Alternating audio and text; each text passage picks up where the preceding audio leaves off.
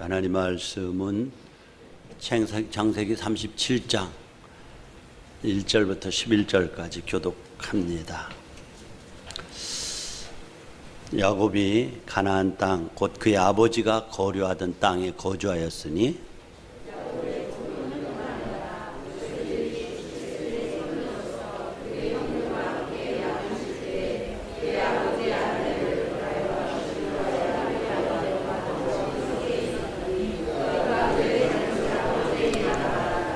요셉은 노년에 얻은 아들이므로 이스라엘이 여러 아들들보다 그를 더 사랑함으로 그를 위하여 채색옷을 지었더니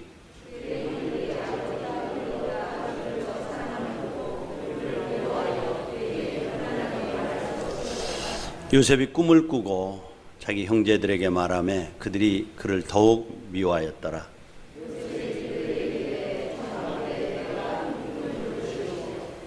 우리가 밭에서 곡식단을 묶더니 내 단은 일어서고 당신들의 단은 내 단을 둘러서서 절하더이다.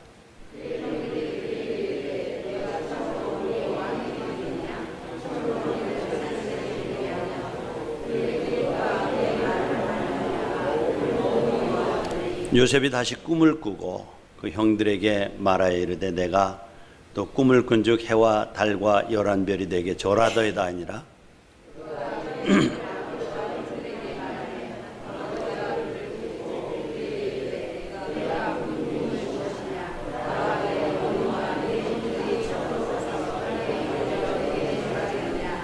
다같이 그의 형들은 시기하되 그의 아버지는 그 말을 간직해 두었더라. 아멘.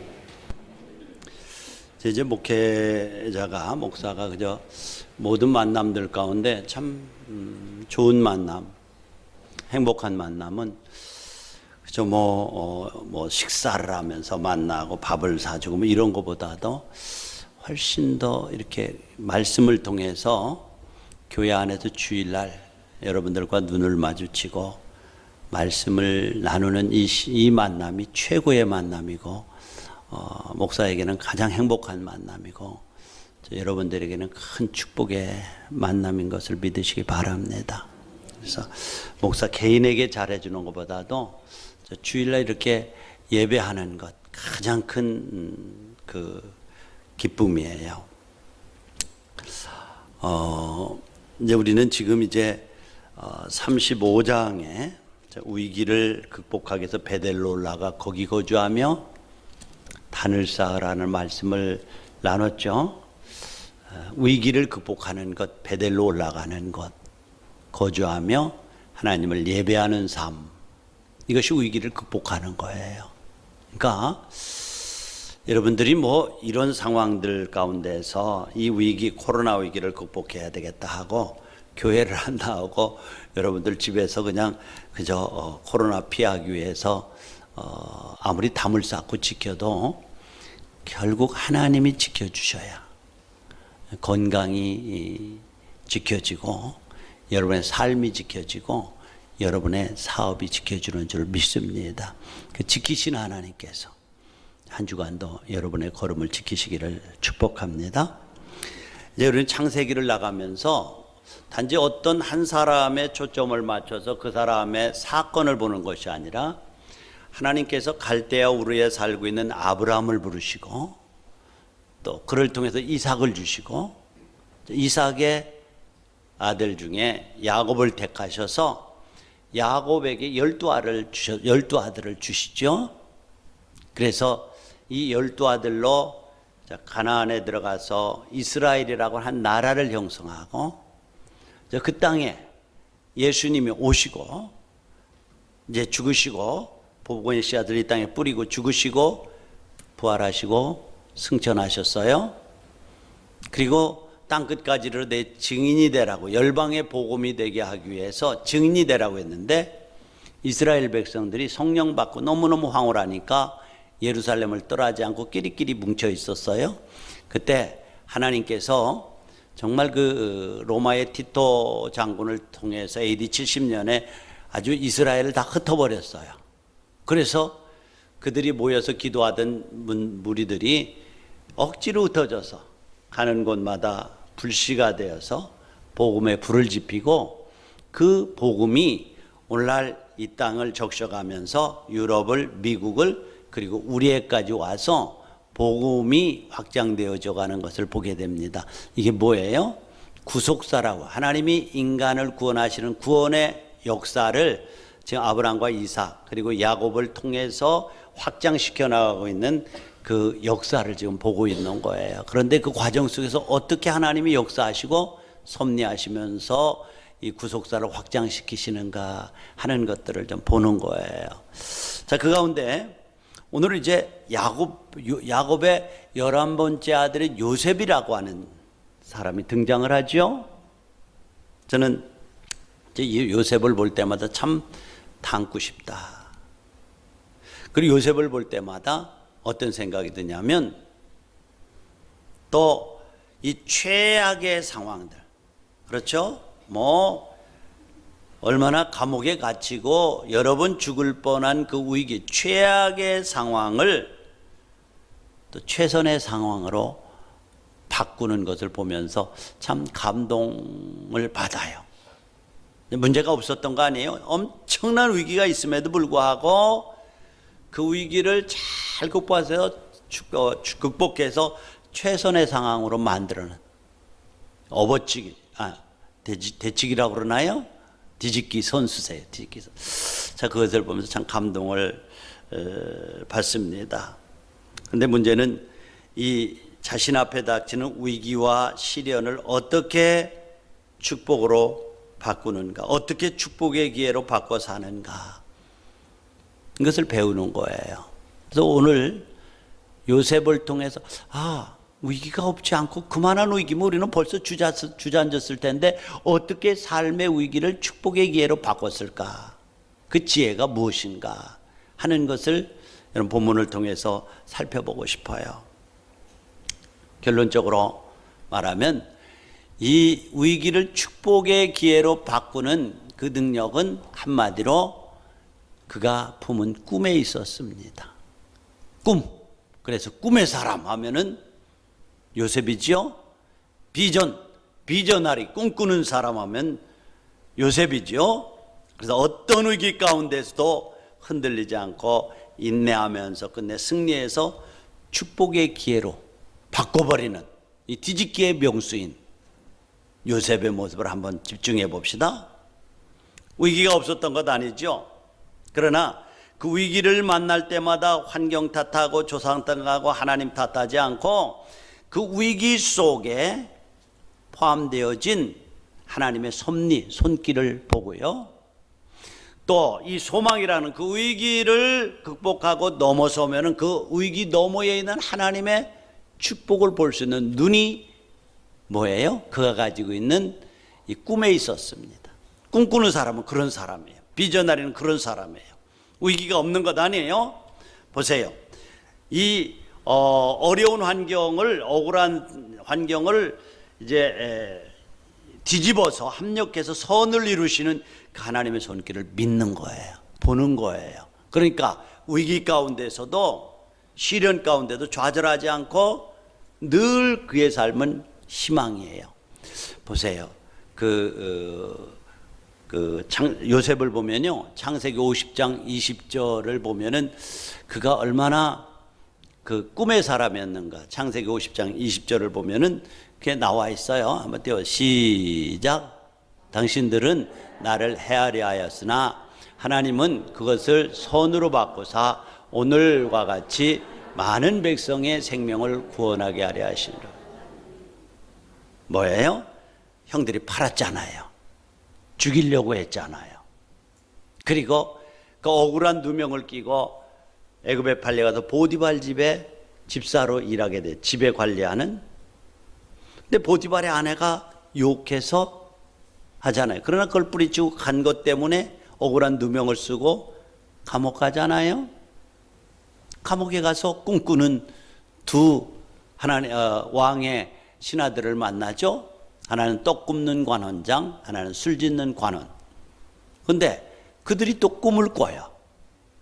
그런데 꿈꾸고 해몽하지 못해서 어려워할 때에 요셉이 꿈을 해몽해 주죠. 자, 술 짓는 관원은 3일 후에 복직될 것입니다. 그러나 떡 굽는 관은 죽을 것이요. 그런데 당신이 복직하면 나를 좀 왕에게 잘 설명해서 이 억울한 사정에서 벗어나게 해주시오. 내가 보디발의 아내를 절대로 겁탈하려고 한 거 아니에요. 그렇게 하겠다고 철석같이 하고 나갔는데 소식이 없어요. 얼마나 답답했겠어요. 몇 년이 지났어요. 그렇게 하기로 한 13년 동안 지나잖아요. 그런데 이번에는 누가 꿈을 꿔요? 바로 왕이 꿈을 꿔요. 꿈을 해몽하지 못해서 안절부절하고 있을 때 그때서야 이 술 짓는 관원이 그때 감옥에 있던 요셉이라는 청년이 있지, 그 사람이 꿈을 해몽해 줬어. 그래서 이 누구예요? 술 짓는 관원이 왕에게 왕이시여, 지난번에 내가 감옥에 갔을 때요, 내가 그렇게 꿈 때문에 고생하고 있는데 요셉이라는 청년이 그 꿈을 해몽해 줬어요. 아마 왕의 이 번거로운 꿈도 반드시 해몽해 줄 거예요. 그래서 그것을 접촉점으로 30이 되었을 때에 어떻게 하죠? 왕을 만나요. 왕. 그리고 왕의 꿈을 해몽해서 애굽을 지켜주지요. 왕의 신임을 받은 이제 요셉이 애굽의 총리가 되는 거예요. 그런데 국가의 그 큰 공직을 맡으려면 30이 돼야 됐어요. 그런데 여러분 17살에 팔려갔잖아요. 13년 동안이라는 기간이 있잖아요. 그러니까 감옥 생활도 하고 보디발의 집에서 뭐예요? 그 모슴살이도 하고 하면서 13년이 지난 거예요. 그리고 때가 되니까 하나님이 부르신 거예요. 요셉은 이러한 일련의 꿈과 또 고난과 감옥과 억울한 누명과 정말 인생의 밑바닥까지 가면서 시련을 수없이 만나는 거예요. 그런데 인내하고 참고 묵묵히 믿음의 길을 갈 수 있었던 이유가 뭐죠? 그 모든 일들 가운데 하나님이 주신 꿈이 있었어요. 오늘 37장에 나오는 꿈이 뭐예요? 그가 이제 형들 앞에서 하는 것이면, 형님들 보니까요, 곡식단이 있는데 11단이 내 단 앞에 절합디다. 그리고 그 뒤에 보면은 또 한마디를 더 하는 거예요. 아버지, 어머니, 그리고 형님들, 내가 어젯밤에 꿈을 꿨는데 이번에는 해와 달과 11별이 내한테 절하던데요. 11별이 형제들이고 해와 달은 아버지와 어머니 아니겠어요? 그러니까 더욱 미워했다. 형제들이 더욱 미워했다는 거예요. 더욱 미워했다는 얘기를 2번이나 했어요. 꿈을 얘기하니까 미워했어요. 그러나 요셉이 이런 어려움 가운데서도 극복하고 좌절하지 않고 일어날 수 있었던 이유는요, 하나님이 주신 그 이 비전, 그렇죠? 이 꿈이에요. 꿈을 가슴에 품고 살았고, 꿈을 가진 사람은 좌절하지 않아요. 그래서 그 꿈 속에서 하나님의 섭리를 본 거예요. 욥이 그랬잖아요. 욥이 어땠어요? 정말 어느 날 갑작스럽게 재산이 날아가 버리고 자녀들이 다 죽고 심지어는 욕창이 나서 죽을 지경에 이르렀어요. 그때 부인이 당신이 하나님을 믿는다라고 하는데 당신이 믿는 하나님은 어디 있어요? 저주하고 죽어버리세요. 도망가 버렸어요. 그러나 욥의 한결같은 고백은 그 정말 인생의 막장까지 갔음에도 불구하고 좌절하지 않고 그가 고백하는 것이 뭐예요? 나의 가는 길을 그가 아신다. 그가 누구예요? 하나님이세요. 그가 나를 단련하신 후에는 내가 정금같이 나올 것이다. 이 용광로를 거치면은, 그러니까 이 고난 가운데서도 하나님이 섭리하시는 것을 보았다니까요. 꿈을 가진 사람은 환난 가운데서 하나님의 손길을 보고 하나님의 음성을 들을 수 있는 사람이에요. 그래서 나의 가는 길을 그가 아시나니 그가 나를 단련하신 후에는 내가 정금이 되어서 나올 것이다. 그 시련 너머의 결과를 보는 거예요. 그리고 꿈을 가진 사람은 이 시련 속에 섭리하시는 하나님의 손길도 보는 거예요. 야곱이 그런 사람이에요. 여러분들, 그러니까 형님들, 당신들이 나를 죽여서 이렇게 팔려고 죽이려고 구덩이에 넣었다가 조금 다른 형님들의 이제 조언을 받고 나를 팔아버렸잖아요. 끝난 줄 알았죠? 그게 아니더라고요. 여기 50장 20절에 보니까 당신들은 나를 헤아려 했으나 하나님은 그것을 선으로 바꿨다. 로마서 8장에 있죠? 하나님을 사랑하는 자 곧 그 뜻대로 부르심을 입은 자들에게는 합력하여 선을 이룬다. 합력해서 선을, 이 억울한 것 같은데, 이 감옥 가는 거 억울한 것 같은데, 형님들한테 팔려가는 거 억울한 일인데 그것까지 포함해서 애굽의 총리가 되겠다. 합력해서 유익을 이루시는, 누구에게요? 하나님이 주신 꿈을 안고 그 꿈을 마음에 품고 꿈을 주장하면서 나가는 사람에게 하나님께서 그와 같은 역전시키는 역사를 베풀어 주신다는 거예요. 나는 여러분들 환경이 힘들고 어렵고 나이가 먹었다고 해도 위로부터 오는 하나님의 꿈이 여러분들 가슴에 넘쳐나기를 축복합니다. 그래요. 아까 말씀드린 대로 요셉에게 놀라운 반전의 기회가 있을 때는 언제나 이 꿈이 있었어요. 본문에 나오는 곡식단이 절하는 것, 별들이 절하는 것, 아까 말씀드린 대로 보디발의 아내 누명을 쓰고 감옥에 갔을 때 두 관원을 만나는 것, 그리고 또 거기서 오랜 감옥 생활이 끝난 후에 바로왕 앞에 가서 꿈을 해몽해 주는 것, 그가 17살에 하나님의 부름을 받아서 110세로 삶을 마칠 때까지 요셉의 세계는 꿈의 세계에서 전부 꿈꾸는, 그러니까 그가 성공적인 삶을 살 수 있었던 비결이 뭐예요? 꿈을 꾸는 사람이었고, 꿈을 소유한 사람이었고, 꿈을 안고 행동하는 사람이었습니다. 여러분, 근데 꿈의 종류가요, 그러니까 여러분들 밤중에 꾸는 꿈을 얘기하는 거 아니에요. 여기서 위로부터 오는 비전을 말하는 거예요. 꿈에는 두 종류가 있어요.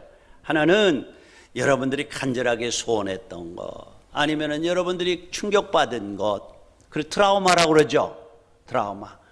이제 이북에서 오신 분들이 너무너무 힘든 고난의 과정을 거쳐서 그 트라우마가 꿈속에 나타나서 고통하는 것들을 제가 여러 번, 트라우마, 고통스러웠던 것, 아니면은 내가 정말 간절하게 소원하고 있는 것, 이런 것들이 꿈에 나타나잖아요. 이런 꿈들이 일상적으로 꾸는 꿈. 며칠 전에 우리 친구 목사님하고 인천대공원을 걷는데 갑작스럽게 그 얘기를 해요. 목사님, 근데요, 저는 그런 꿈을 가끔 꿔요. 뭐냐 했더니 설교 원고를 잃어버리는 꿈을 하도 많이 꿔가지고요. 설교 시간이 됐는데 방황하는 때가 많은데, 저도 여러분 설교 원고 잃어버린 꿈을 꿨잖아요. 꿨다고 얘기를 하잖아요. 이 꿈은 나만 꾸는 것이 아니라 목사님들 많이 꾸고 있구나. 왜요? 설교 준비를 하는데요, 정말 이 거룩한 부담감이 얼마나 있는지 몰라요.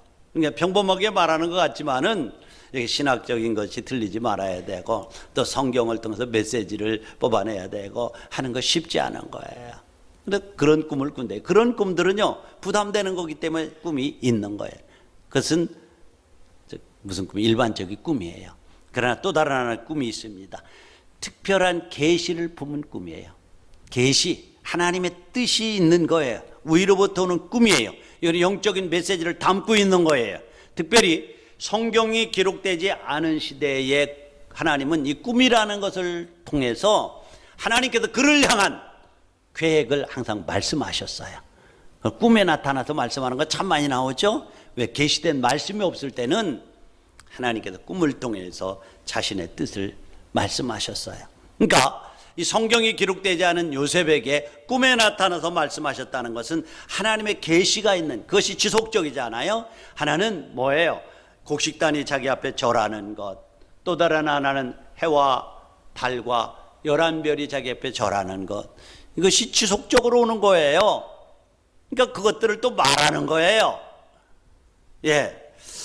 자, 그래서 이렇게 하나님의 뜻을 보여주는 중요한 수단으로 사용했어요. 요셉이 꾼 꿈이 바로 그거였어요. 이게 하나님으로부터 오는 꿈임을 직감했어요. 그래서 마음에 두었어요. 평생토록 이 꿈을 붙잡고 살았어요. 요셉은 몇 번 제가 말씀드립니다마는 꿈하고 욕망은 정반대의 것이에요.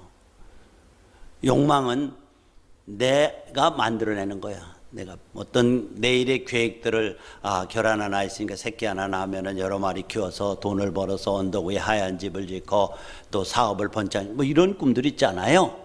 이런 꿈들, 계획들 있어야 되죠.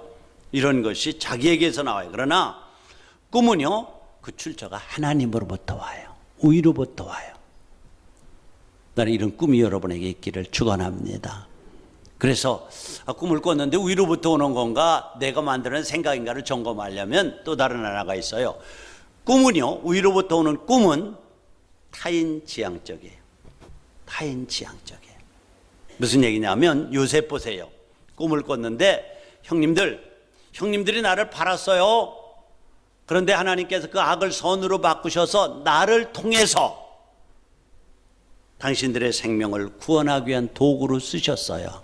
그래서 그 꿈이 이루어질 때에 내가 좋은 차 타고 내가 부자 되고 내가 목에 힘주고 뭐 그렇게 사는 것이 아니라 나를 통해서 타인이 더 큰 유익을 받게 하신다는 거예요. 그래서 이 꿈은요, 언제나 타인지향적이에요. 다른 사람에게 평안하게, 다른 사람, 나에게도 축복이 되지만 총리 대신이 돼서 내가 축복됨으로 다른 사람을 축복되게 하는 거예요. 그러나 여러분들, 욕망은요, 자기중심적이에요. 내가 부자 되고 내가 잘 되고 내가 모든 것이 자기중심적이에요. 꿈은 영원한 것에 목표를 두어요. 순간적이지 않아요. 그러나 욕망은 순간적인 소유에 집착합니다. 그래서 이거 정반대. 그래서 여러분들, 꿈을 잃어버리면 사람은 욕망에 사로잡힙니다. 욕망에 사로잡히면 꿈을 잃어버리는 사람. 그러나 꿈을 가진 사람은 욕망에서 자신을 지킬 수가 있습니다. 꿈이 많으면 욕망에서 지킬 수 있어요. 그러니까 하나님이 주신 꿈을 붙잡고 살았거든요, 요셉이. 그러니까 여러 가지 환경 가운데 적당히 타협하고 자기가 좀 편안해지려면 타협할 수 있는 곳이 수도 없이 많았어요. 그렇죠? 수도 없이. 그런데 타협하지 않았어요. 욕망에 사로잡히지 않았기 때문에, 꿈을 가지고 있기 때문에, 하나님이 주신 꿈을 붙잡았기 때문에 욕망의 노예가 되지 않은 거예요. 그리고 이 큰 꿈을 가지면 충동적인 욕망에서 자신을 지킬 수 있는 통제력을 갖게 됩니다. 충동적인 거 있잖아요. 충동적인 거, 순간적인 거, 이런 충동적인 욕망에서 자신을 지킬 수 있는 통제력이 상승되는, 분내고 막 원망하고 막 너 죽고 나 죽자고 그 충동적인 욕망에서 자기를 절제할 수 있어요. 여러분들, 예수 믿는 사람에게는 하나님이 주신 꿈이 있어야 될 줄로 믿습니다. 이 꿈을 달라고 기도하십시오. 목사님, 나는 나이가 많이 먹어서요, 꿈이 무슨 꿈이겠어요? 아니요. 여러분들에게도 꿈이 있습니다. 여러분들을 통해서 여러분들의 후손이 하나님의 축복이 흘러가는 통로 되게 해달라고 기도하시기 바랍니다. 오늘 사도행전 2장 17절에 보면은 이런 말씀을 해요. 하나님이 말씀하시기를, 말세에 내가 내 영을 모든 육체에게 부어주리니 너희의 자녀들은 예언할 것이요 너희 젊은이들은 환상을 보고 너희 늙은이들은 꿈을 꾸리라. 너희 늙은이들은 꿈을 꾸리라. 비전을 갖는단 말이에요. 나이 들었다고 갖지 못하는 것이 아니에요. 그러면 위로부터 오는 꿈, 이 비전은 어디서 옵니까? 사무엘상 3장 1절에 보니까, 다 같이 한번 읽어볼까요? 시작. 아이 사무엘이 엘리 앞에서 여호와를 섬길 때에 여호와의 말씀이 희귀하여 이상이 흔히 보이지 않았더라. 여호와의 말씀이 희귀하여 이상이라고 하는 것이 뭐냐면 꿈을 말하는 거예요. 비전을 말하는 거예요. 그러니까 엘리 제사장 시대에는 꿈이 없었다는, 꿈이 이상이 잘 보이질, 하나님으로부터 오는 꿈이 잘 보이질 않았다는 거예요. 근데 왜 그래요? 그것은 여호와의 말씀이 희귀해서, 말씀이 보이질 않는 거예요. 직역하면 뭐예요? 하나님의 말씀이 희귀해서 꿈과 비전이 보이지를 않는다. 그러니까 말씀 속에 꿈이 있고 말씀 속에 비전이 있다라고 하는 말이에요. 왜냐하면 하나님의 말씀은 이 시대와 나를 향해 가지고 계신 하나님의 뜻이 말씀 속에 있기 때문에 그렇습니다. 말씀을 읽다 보면 그 말씀을 통해 나에게 주시는 말씀이 있거든요. 꿈이 있거든요. 나를 보게 하는 미러, 거울이죠. 내 삶을 재는 캐논이죠. 그렇죠? 그렇기 때문에 말씀을 읽고 말씀을 묵상하고 말씀으로 하여금 나에게 말씀하기를 기도할 때에 하나님께서 주시는 꿈이 있어요. 하나님이 나를 향하고 계신 계획이 있어요. 그것을 말씀으로 발견하는 것, 그것이 뭐죠?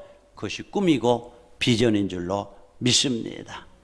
여러분, 꿈의 사람이 되기를 원합니까? 말씀을 읽으십시오. 말씀을 깊이 묵상하십시오. 말씀 속에서 말씀을 통해 하나님께서 나에게 들려주시는 하나님의 뜻과 하나님의 음성을 들을 수 있기를 바랍니다. 그러면 반드시 하나님께서 꿈을 주십니다. 꿈. 소유중심의 꿈이 아닙니다, 여러분들. 좋은 차 타고 좋은 집 가지고 떵떵거리면서 하는 소유중심이 아니라 하나님께서 주시는 꿈.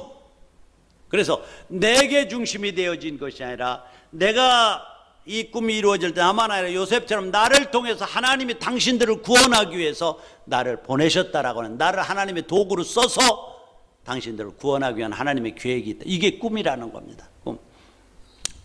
또 여러분들, 꿈이 어디서 옵니까?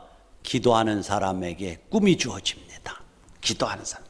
그래서 사도행전 2장 17절 아까 읽었습니다마는 하나님이 가라사대 내가 내 영으로 모든 육체에게 부어주리니 너희 자녀들은 예언할 것이, 너희 젊은이들은 환상을 보고 너희 늙은이들은 꿈을 꾸리라고 말씀하는, 이 기도를 통해서 성령의 역사가 나타나고, 성령의 역사가 그들이 하나님의 영이 임하면 환상을 보고 나이 드신 분들은 꿈을 꾼다는 거예요.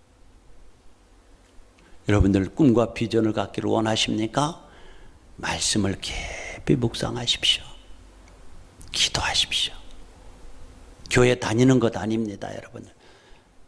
천주교, 기독교, 불교 중에 하나의 적을 두는 것 아닙니다. 하나님을 인격적으로 만나시기 바랍니다. 이것 없으면요, 뭐 적은 것들에도 흔들흔들흔들흔들, 저는 흔들흔들해요. 이것 없으면요, 교회 뭐 이것이 그것은 목회자나 우리 장로님들이나 똑같아요. 우리 그냥 교회를 관리할 뿐이지 사역하는 것, 사역의 기쁨이 없어요. 제가 며칠 전에 그 얘기를 했어요. 우리 선배 목사님이 이제 은퇴를 하시는데, 연말에 하는데 후임자를 구하는데, 이제 장로님들이 그 얘기를 하시는 거예요. 아, 우리 교회는 앞으로는 5년마다 재신임 투표를 하는 걸로 합시다. 그럴듯하고 대단히 민주적이고 좋은 것 같아요. 근데 정말 거기에 결점이 있는 것은, 한 목회자가 와서 5년 동안 하다가 어느 정도 체계가 갖춰지고 어느 정도 이제 관계가 형성될 때에 불신임을 받아서 간단 말이죠. 새로 와서 목사님이 또 적응하는데 얼마나, 우리 화평학교인가요? 거의 5명이 바뀌었어요. 교회가 풍지박산 돼버렸어요. 그래서 내가 그랬어요, 그 목사님한테. 목사님, 그분들 기도하시는 분들이에요. 새벽 기도도 안 나온다는 거예요. 수요일 야외도 잘 안 나온다는 거예요. 말씀이 있고 정말 말씀 앞에 손을 서려고 힘쓰는 분들이에요. 그렇지 않다. 그런데 그분이 보니까 제가 그랬어요. 목사님 첫째 잘못은 목사님입니다. 우선 지난번에 얘기하는데 뭐를 세운다고 그러는데 뭐 교장 선생님과 교감 선생님과 그런데 뭐 이런저런 지위도 있고 뭐 교회를 그런 것으로 운영하는 것은 가장 빠지기 쉬운 미혹 중에 미혹입니다.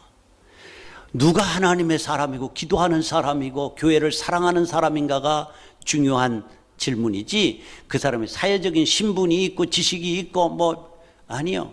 그런데 그분이 된 다음에 교회가 아주 가장 시끄럽게 관리하려고 관리. 기도하지 않아요. 말씀 읽지 않아요.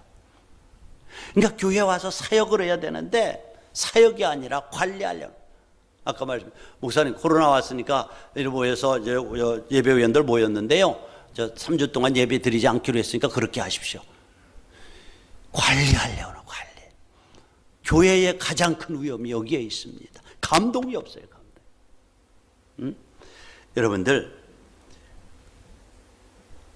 성경은요, 묵시가 없으면 백성들이 방자해요. 묵시가 뭐냐 하면은요, 꿈이 없으면, 하나님께서 주신 그 비전, 꿈이 없으면, 그 꿈이 없기 때문에 늘 상황과 환경을 따라서 엎어지고 자처지고 그러는 거라는 말이죠. 꿈이 없어요.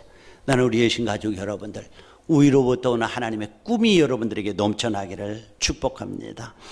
폴 마이어라는 학자가 있어요. 미국에서 정말 잘 살고 괜찮은 사람들 상류층을 분석한 3%래요. 중상층이 10%래요. 그러니까 토탈 13%가 괜찮다는. 서민층이 60%고 빈민층이 27%래요.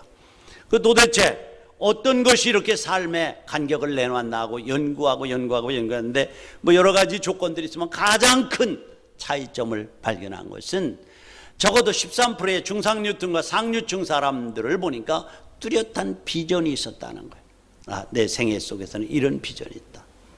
그리고 이 87%의 빈민층과 가리층 사람들은 꿈이 없어. 되는 대로 사는. 그때그때 되는 대로.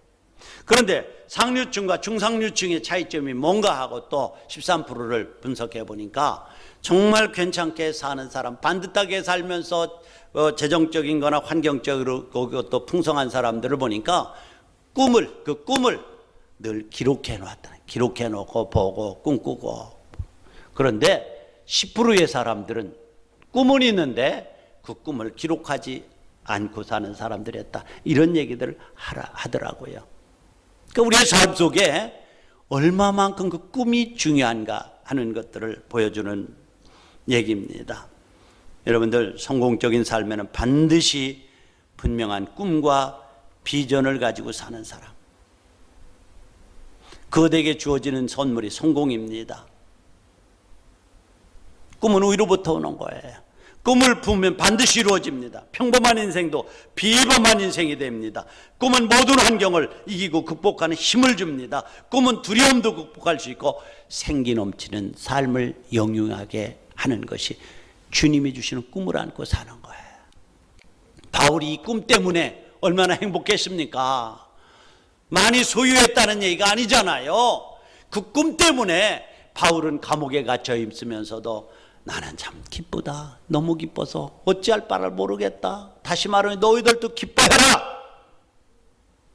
감옥에 있으면서 죽을 날이 가까웠는데 관제와 같이 내가 이 땅에 부음이 되고 떠날 기약이 가까웠다. 그러나 내가 두려워하지 않는 것은 죽음 너머에 하나님께서 나를 준비한 면류관이 있는 것을 보기 때문에 그렇다. 할렐루야. 현실뿐만 아니라 육신의 장막집이 무너지면 손으로 지은 것이 아니라 하나님께서 지으신 영원한 집이 있는데 이것이 내 꿈이다. 또 다른 하나는 뭐예요? 나의 달려갈 길과 주 예수께 받은 사명 곧 은혜의 복음 증거하는 일에는 나의 생명을 조금도 귀한 것으로 여기지 않는다. 이게 바울이 가지고 있던 꿈 때문에 불렀던 노래예요. 그 꿈 때문에 부자 됐다는 얘기 아니에요. 꿈이 있는 사람, 환경이 힘들고 어려워도 그 가운데 하나님이 주시는 그 내적인 풍성함이 있다는 말이에요. 나는 여러분들이 그와 같이 되기를 원합니다. 요셉은 성품적으로도 성수하고 정직한 사람이었어요. 정직은 노력해서 되는 것만 아닌 것 같아요. 천성적으로 좀 타고나는 부분들이 있는 것 같아요. 요셉의 아버지 야곱 한번 생각해 보세요. 얼마나 사기성이, 문제가 풀어지면 사기로 돌아가는 거예요. 그런데 놀라운 것은 하나님이 그를 붙들고 있다는 거예요. 이게 은혜예요. 이게 은혜예요. 그를 놓지 않으셔요. 그런데 어떻게 그와 같은 아버지에게서 요셉같이 착하고 순수한 사람이 나왔는지 보세요. 사춘기, 17살에 사춘기잖아요. 그런데 형들이, 엄마도 없잖아요. 엄마 죽었어요. 라헬이 요셉을 낳다 죽었어요. 그러니까 친엄마도 아니고 의붓 엄마 밑에서 또 10형님들을 모시고 사니까 얼마나 이리 치고 저리 치고 힘들었겠어요. 그런데도 그에게 꾸김살이 없다는 거예요. 마음에 쓴뿌리가 없다는 거예요. 왜 그럴까요? 주님의 사랑을 듬뿍 받고 살았어요. 주님과의 교제 가운데 그의 만지심 속에서 살았어요. 부모가 문제 있으면 자녀들이 상처받잖아요. 군에서 군목들이 하는 일들 가운데 하나가 뭐예요? 상담이에요. 너무너무 지휘관들이 힘들어. 목사님, 우리 이사병 있는데 좀 상담 좀 해주세요. 갑니다. 가서 얘기하다 보면은 거의가 다 그 아이의 성품적인 문제도 있지만은 부모들에게 다툼이 있고 또 그 다툼 때문에 뭐 쪼개지기도 하고 정말 험악한 결손 가정의 아이들이 거의 대부분이에요. 왜 그래요? 부모의 그 아픔들이 그냥 아이들에게 다가와서 쓴뿌리가 되어지고 상처가 되어지는 거예요. 자, 그런데 그런 환경에서 자란 사람이 요셉입니다마는 요셉은요, 상처가 없었어요. 쓴뿌리가 없었어요. 자, 여기 2절에 보면은 요셉이 형들의 잘못을 아버지에게 알린 것도 형들을 미워해서가 아니라 그의 순수하고 단순하고 정말 정직한 성품 때문에 그렇게 얘기한 것이지 타협할 줄 모르는 성품 때문에. 형들이 와서 35장 34장에 보면은 그렇죠, 하몰의 아들 다 죽여놓고 너도 청가해라고 할 때 형님 나는 살인하는 일에는 참여할 수가 없어요. 그러니까 미움도 받았겠죠. 그래서 그러한 일들을 고쳐줘야 되는데 자기의 힘으로는 고칠 수가 없어요. 그러니까 아버지에게 얘기해서 아버지의 권위를 가지고 그들의 잘못된 행실을 고쳐달라고 얘기하는 거예요. 고자질보다도 얘기하는 거예요. 어떻게 해요? 무엇으로 증명되어져요? 아버지가 숫곳에 가면은 거기 형들이 약 먹이고 있으니까 가서 도시락 전해주고 와라. 70km 떨어졌는데도 두말 없이 아버지를 순종하잖아요. 그것은 아버지에 대한 공경의 자세도 있지만 형들을 뜨겁게 사랑한 거예요. 형들이 나를 미워하는데 뭐 들어 갖다 주려고 그래요? 형들한테 가면 나를 아주 거기 가면 아버지 없는데 나를 혼날지도 몰라요. 그러나 그건 얘기하지 않고 형들을 사랑해 도시락을 가지고 가잖아요. 그러니까 사랑합니다. 미워서 고자질한 건 아니에요. 그 다음에 이 요셉을 통해서 발견하는 것은 아버지의 편애지요. 자식을 키우다 보면은 예쁜 자녀가 있기 마련이에요. 그런데요, 편애해서는 안 됩니다. 그것을 표현해서는 안 된다는 거예요. 편애할수록 형들이 더욱 미워했다는 거예요. 자색옷을 입히고 무릎에 앉혀 있을수록 더 미워했다는 거예요. 사랑하는 우리 신가족 여러분들, 자녀들 중에 여러분의 잘하는 자녀 있죠. 그러나 그 잘하는 자녀뿐만 아니라 힘들어하는 자녀도 더 사랑하시기를 바랍니다. 그런데 제가 이렇게 다른 역설적인 편애를 얘기하려고 그러는 것은 하나님께서 저와 여러분들을 편애하시는 거예요. 편애하시는 거예요. 왜 여러분들 하나님께서 그 많은 사람들 가운데 불러서 하나님의 자녀 삼으셨나요? 여러분들 착합니까? 다른 사람들보다도 인격이 고상합니까? 아니에요. 무조건 부르셨어요. 야곱을 보세요. 야곱의 그 사기성, 정말 내가 하나님이었다면 그건 다리 하나 부러졌을 거예요. 그런데 그렇게 하지 않아요.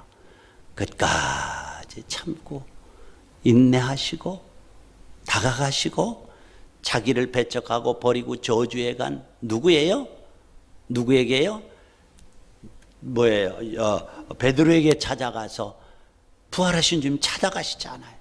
이것이 뭐예요? 하나님이 저와 여러분들을 부르시고 사랑하시는 사랑의 방법인데 그게 편애입니다. 성경에 보면 하나님께서 자기의 이름으로 위하여 의의 길로 인도하신대요. 그래, 내가 너를 품었어, 너를 불렀어, 너는 내 딸이고 내 아들이야. 그렇기 때문에 너희가 잘못되면 내 이름이 욕먹어. 너는 내 아들이기 때문에 자기의 이름으로 해서 의의 길로 인도하신대. 여러분들, 하나님께서 저와 여러분들을 무조건 선택하신 줄로 믿습니다. 무조건 선택하신 줄로 믿어요. 그리고 자녀이기 때문에 사랑하는 것이지 여러분들 사랑해서 자녀를 만들려고 하는 것이 아니에요. 자녀이기 때문에 사랑.